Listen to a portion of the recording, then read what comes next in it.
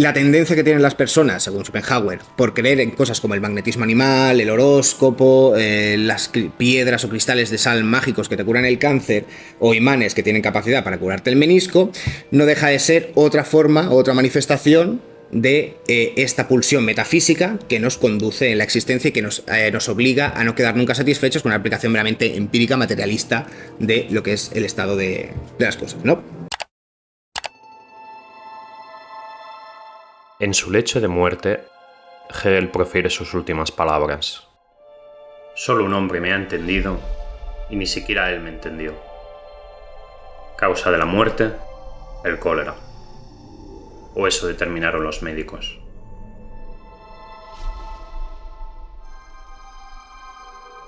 Schopenhauer se encuentra en un lugar desconocido. Ve un grupo de hombres.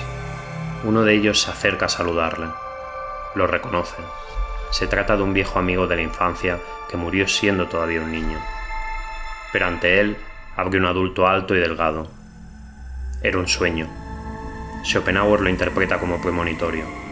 Había tenido, según él, una presciencia del futuro. Si se quedaba en Berlín, moriría del cólera. Schopenhauer huye de Berlín.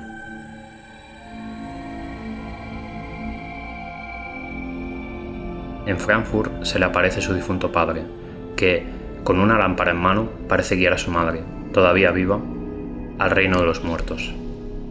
Schopenhauer interpreta esta ambigua escena como una inequívoca visión consoladora. Vivirá más de lo que ha vivido su madre.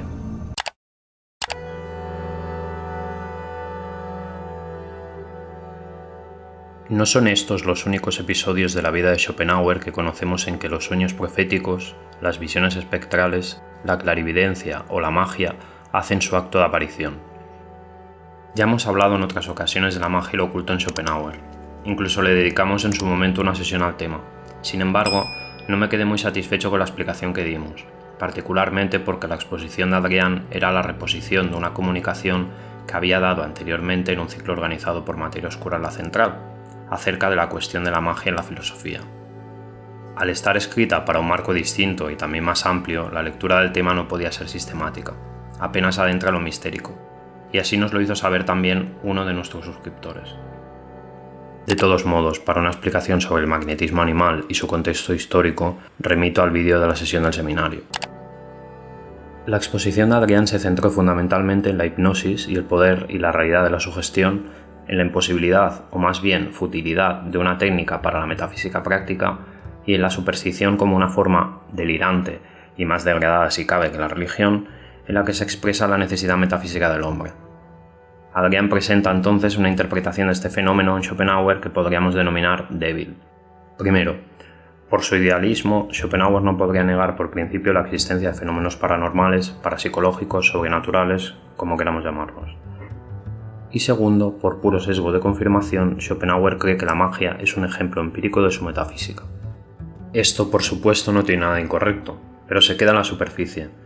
No es que Schopenhauer no niegue, por principio, a priori, dogmáticamente, la existencia de estos fenómenos, es que por principio tiene que aceptarlos. Otra cuestión será determinar cuáles aceptan y en qué medida. Se verá enseguida por qué.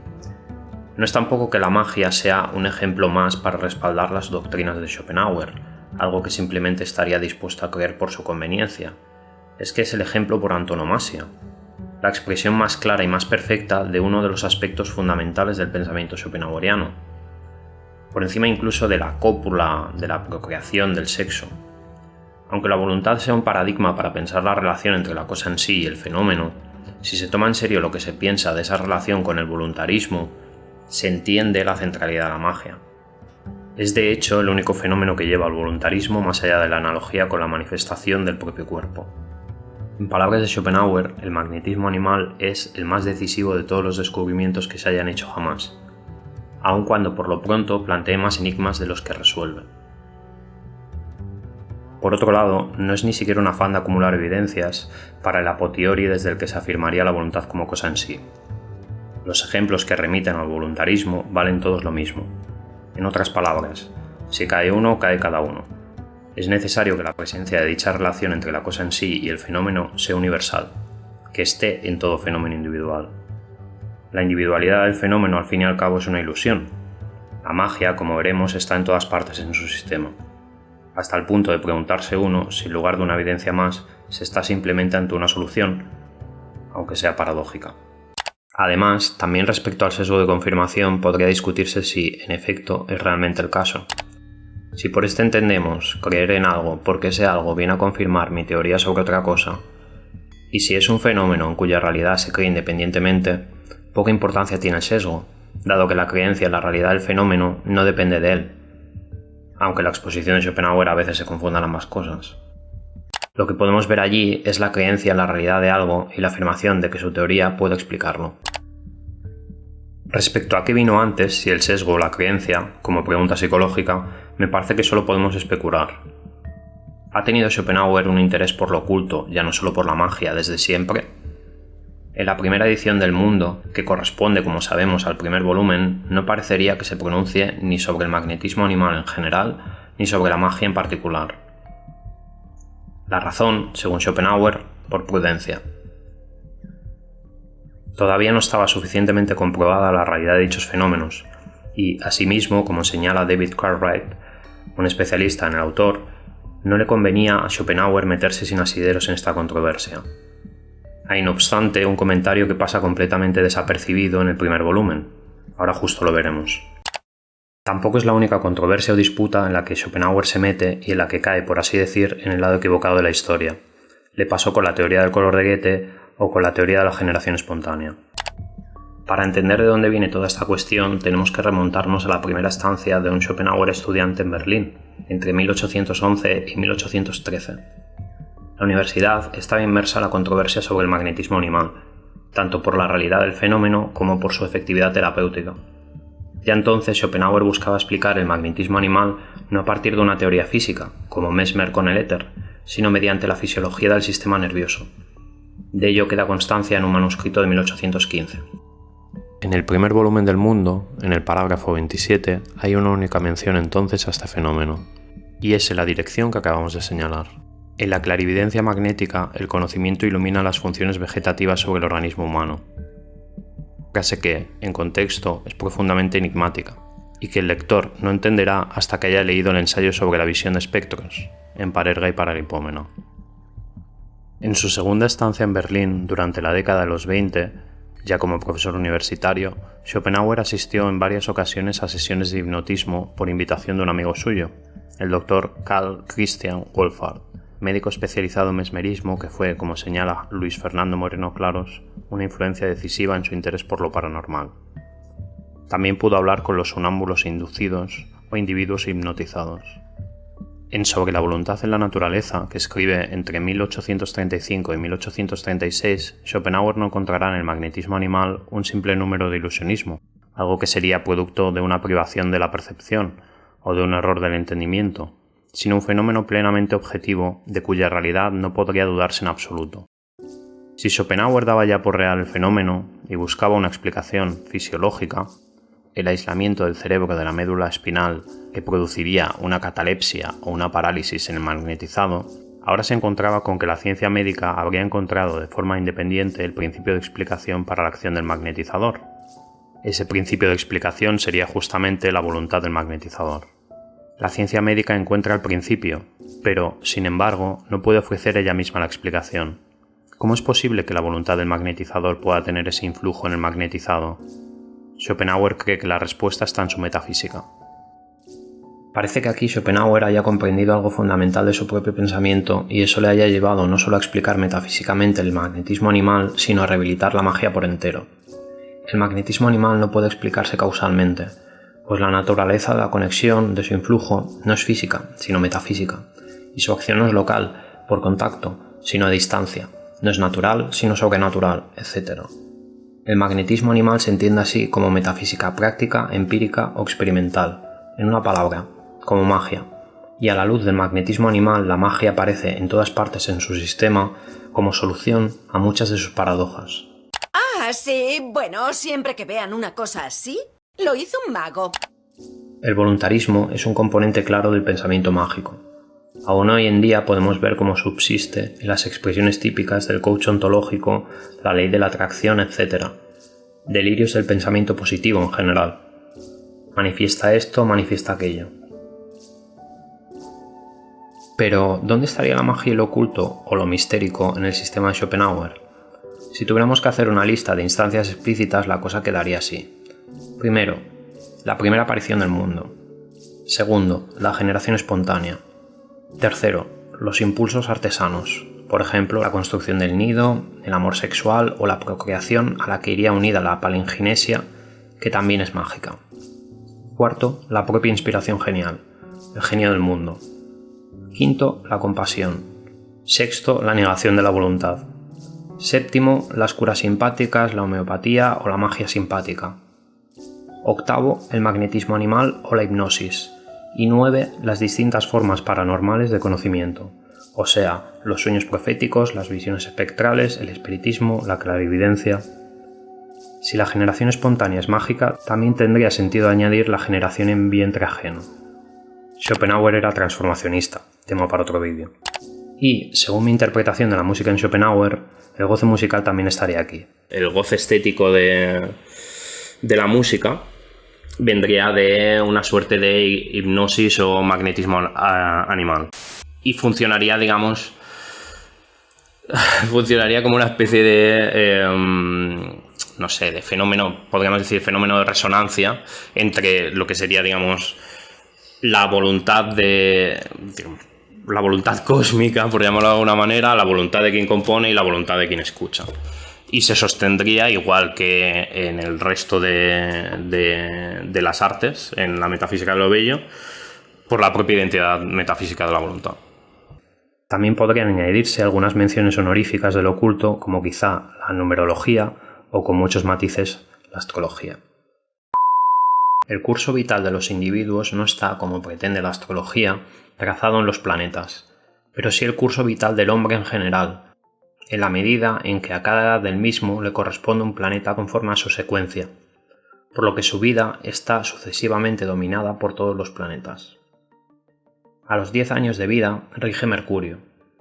Como el hombre se mueve rápido y ligero, en el más estrecho círculo, cambia de opinión por pequeñeces, pero aprende mucho y fácilmente, bajo el gobierno del dios de la astucia y la elocuencia. Con los 20 años aparece el dominio de Venus. El amor y las mujeres lo poseen completamente. A los 30 años de vida gobierna Marte. El hombre es entonces vehemente, fuerte, atrevido, belicoso y rebelde. A los 40 rigen los 4 planetoides. Su vida, por lo tanto, se ensancha. Es moderado, es decir, está sometido a la utilidad, en virtud de Ceres. Tiene su propio hogar, en virtud de Vesta. Ha aprendido lo que necesita saber, gracias a Palas. Y en calidad de Juno gobierna la señora de la casa, su esposa. A los 50 años domina Júpiter. Para entonces el hombre ha sobrevivido ya a la mayoría y se siente superior a la generación actual. Aún en pleno disfrute de su fuerza, es rico en experiencia y conocimientos. Tiene, conforme a su individualidad y situación, autoridad sobre todos los que le rodean. Por consiguiente, no dejará que le den órdenes, sino que las dará él mismo. En su esfera es entonces el más adecuado como guía y jefe. Así culmina Júpiter, y con él el hombre de 50 años. Pero luego, a los 60 años, sigue Saturno, y con él la pesadez, la lentitud y resistencia del plomo. Al final vino Urano, entonces uno, como se suele decir, se va al cielo. Spinoza murió el 21 de febrero de 1677.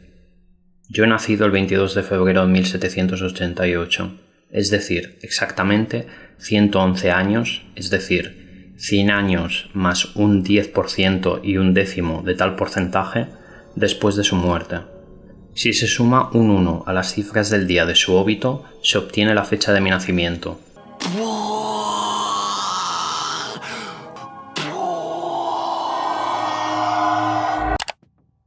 La cuestión es que Schopenhauer no podría rechazar la acción mágica sin renunciar a estos otros elementos de su filosofía. En lugar de eso, la abraza y busca el mejor encaje posible. ¿Dónde habla Schopenhauer sobre estos temas? Principalmente en 2 lugares. El primero, en el capítulo Magnetismo animal y magia en Sobre la voluntad de la naturaleza, del que ya nos habló Adrián, y en el ensayo Sobre la visión de espectros, en el primer volumen de Parerga y Paralipómena. Sobre la magia creo que ya hemos hablado ya bastante. Quedaría por determinar cuánta presencia tiene la acción mágica en el mundo, cosa que Schopenhauer no hace. ¿Hay lugar en el mundo para la telequinesis, la psicometría o la telepatía? ¿Quién sabe? En cualquier caso, el aspecto que quedó más de lado en la anterior sesión fue el de las formas paranormales de conocimiento, y de eso hablaremos ahora. El ensayo sobre la visión de espectros presenta magia y clarividencia como instancias de un fenómeno unificado de magnetismo. Schopenhauer desarrolla la analogía original con el magnetismo mineral y la lleva hasta sus últimas consecuencias. Las aristas de la explicación de la magia y de la clarividencia son básicamente las mismas. Idealmente, ambas se explican por el carácter inesencial de las formas del intelecto, a saber, el espacio y el tiempo. No intentes doblar la cuchara. Eso es imposible. En vez de eso, solo procura comprender la verdad. ¿Qué verdad? Que no hay cuchara. Realmente, se explican porque la voluntad como cosa en sí actúa en estos casos límite más allá de los confines de la individualidad. ¿Que no hay cuchara? Si lo haces, verás que no es la cuchara la que se dobla, sino tú mismo.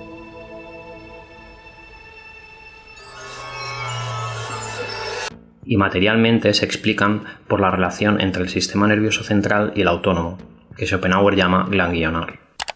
¿Esto no es real? ¿Qué es real? ¿De qué modo definirías real? Si te refieres a lo que puedes sentir, a lo que puedes oler, a lo que puedes saborear y ver, lo real podría ser señales eléctricas interpretadas por tu cerebro. Schopenhauer plantea aquí una hipótesis sobre la que articular los dos fenómenos.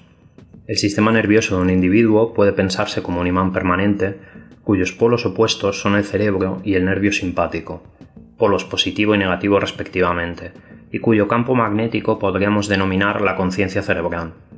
Hablaríamos aquí no ya de corrientes eléctricas, sino vitales, puesto que, así como la electricidad sostendría los fenómenos magnéticos minerales, lo que sostendría los fenómenos magnéticos animales es la fuerza vital. Ahora bien, como un imán, el sistema nervioso de un individuo responde a otros campos magnéticos. La polaridad de su campo puede invertirse si persiste la acción de un campo opuesto lo suficientemente fuerte. Eso es lo que ocurre en el magnetismo animal hipnótico. El polo positivo del magnetizador se opone al del magnetizado, sometiendo a su campo magnético la corriente vital del magnetizado, induciéndole artificialmente un sonambulismo. El magnetizador domina la voluntad del magnetizado sonámbulo y el magnetizado participa de la conciencia del magnetizador inductor. Pero tras su influencia mágica, el campo del individuo magnetizado recupera su orientación. Como si se despertase de un sueño muy profundo, reaparece la intuición sensorial ordinaria. Cabe añadir que por su carácter de fenómeno de campo, da igual que hablemos de uno o de muchos individuos magnetizados.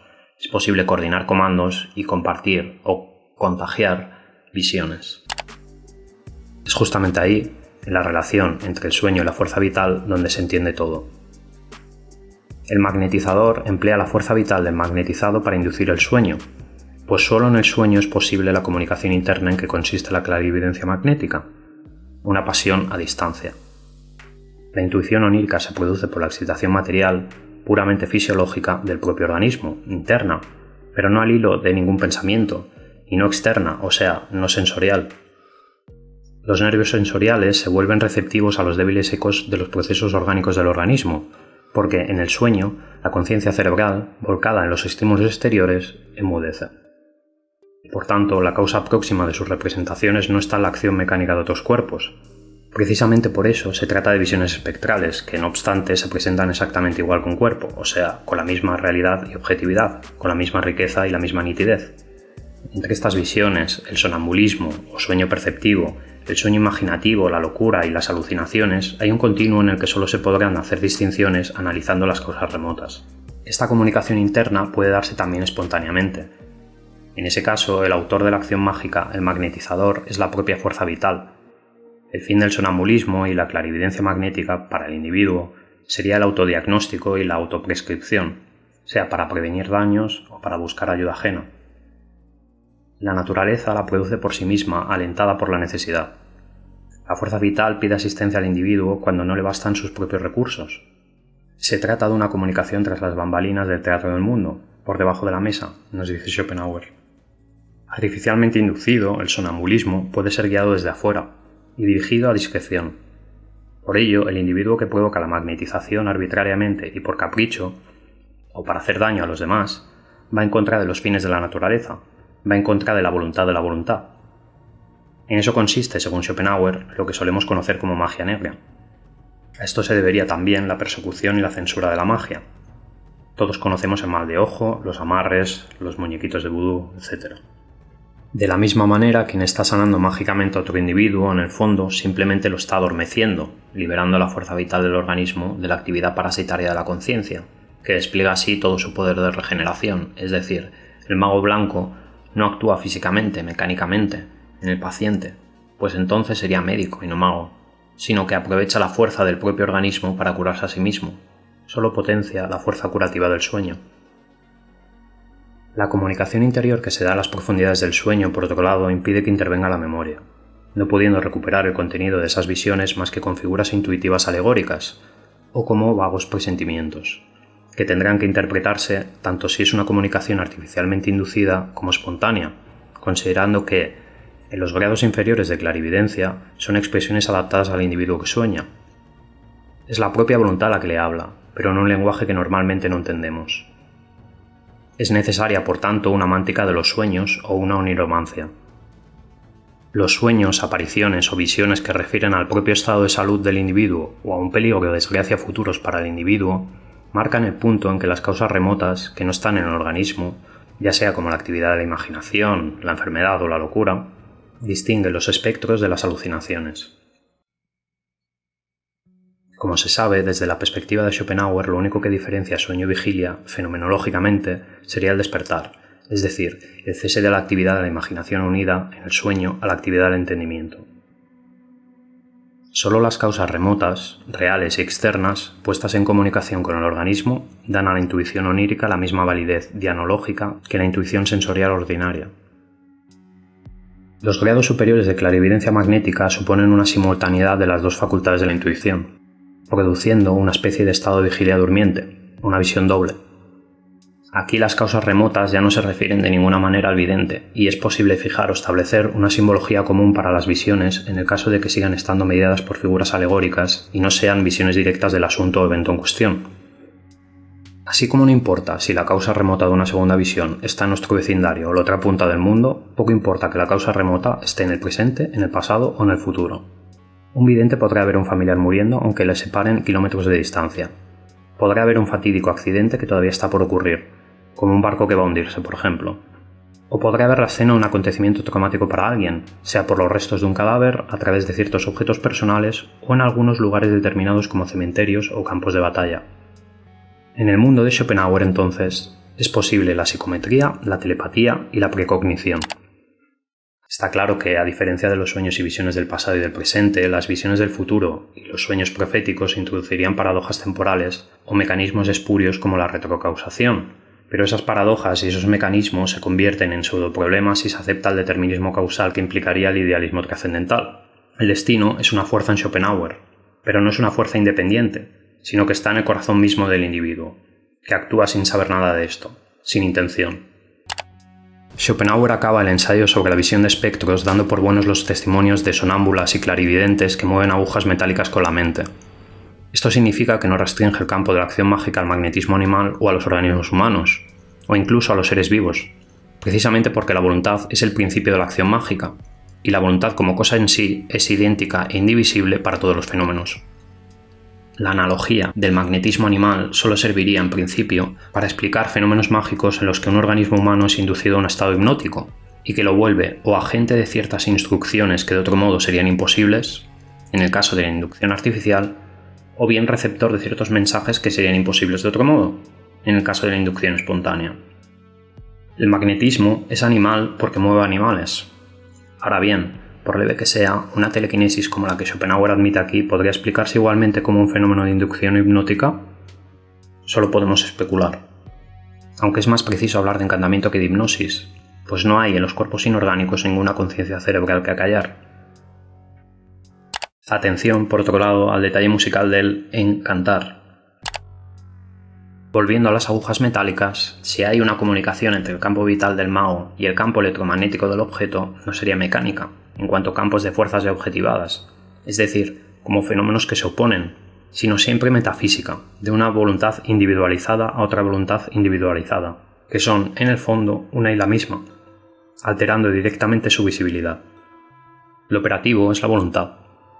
Un mago podría encantar un objeto, haciendo que levite, que se desplace, etc., sin que haya ningún tipo de contacto local. En efecto, un tren de levitación magnética difícilmente sería producto de la magia, sino de fuerzas que interactúan. Es por eso también que, en la hipnosis, todo gesto o acto externo, la mirada fija, el movimiento del péndulo, el estrechar las manos, es un simple vehículo o medio para canalizar la voluntad, para que la voluntad rebase los confines de la individualidad. En Schopenhauer hay además mucha magia que no es magnética, como ya hemos comentado. Con todo, su evidencia empírica, magnética o no magnética, es escasa y extraordinaria, y su acción a veces imperceptible e inapreciable. Es por eso que, según él, la creencia universal en la magia, que estaría presente en todos los pueblos y en todas las épocas, se basaría no en la experiencia empírica, sino en el sentimiento íntimo que todos tenemos de la omnipotencia de la voluntad, un remanente de la primera manifestación de nuestro mundo, de su fuerza creadora original. Ya veis que el asunto llega mucho más lejos de lo que podría parecer por la atención que se le ha dado al tema.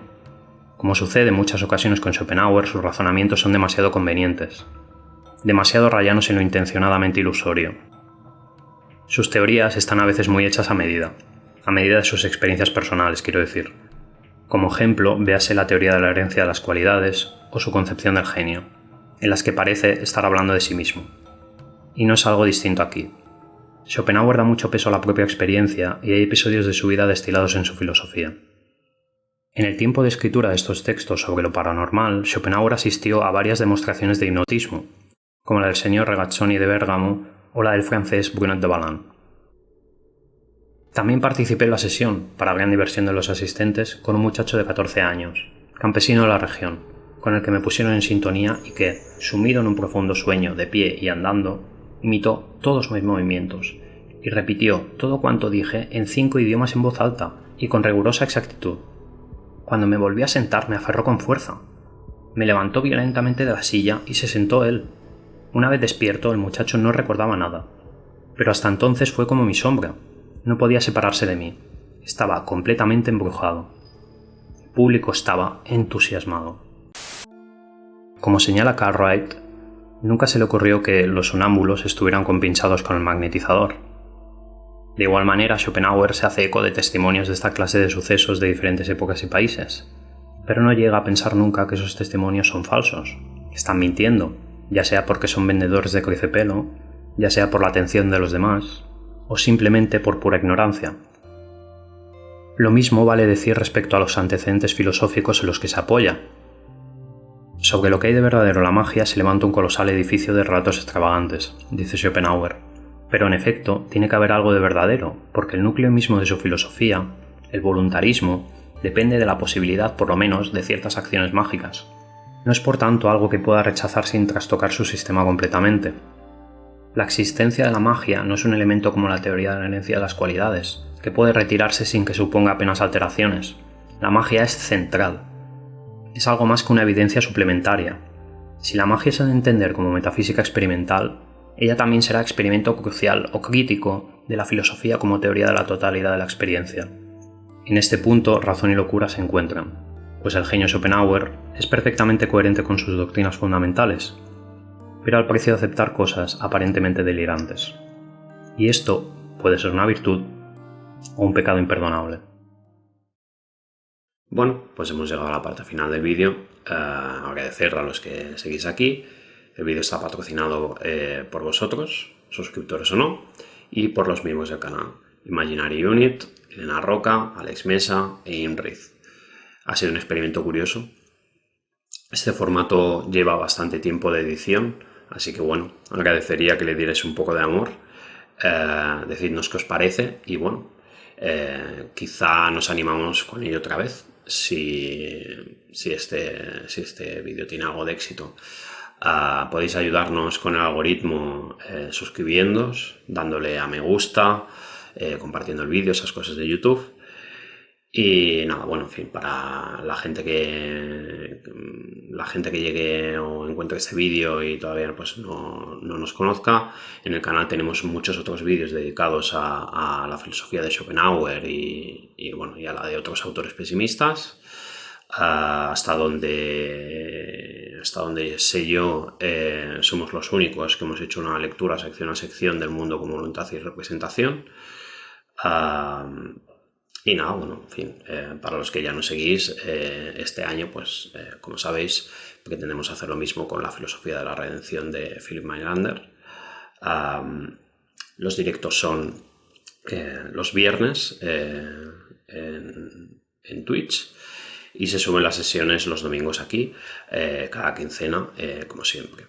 Recordad que también podéis ayudar al canal si os hacéis miembros por 99 céntimos de euro al mes, una ridiculez. Y bueno, con ello tendréis acceso anticipado a los vídeos que vayamos publicando. Dicho esto, ¿qué pensáis vosotros de la magia? ¿Conocíais este aspecto de la filosofía de Schopenhauer? ¿Hay algún otro tema que os gustaría que tratásemos de este autor o de otro autor pesimista? Bueno, contadnos en los comentarios. Y nada, en fin, hasta la próxima sesión y cuidado con las visiones y los sueños.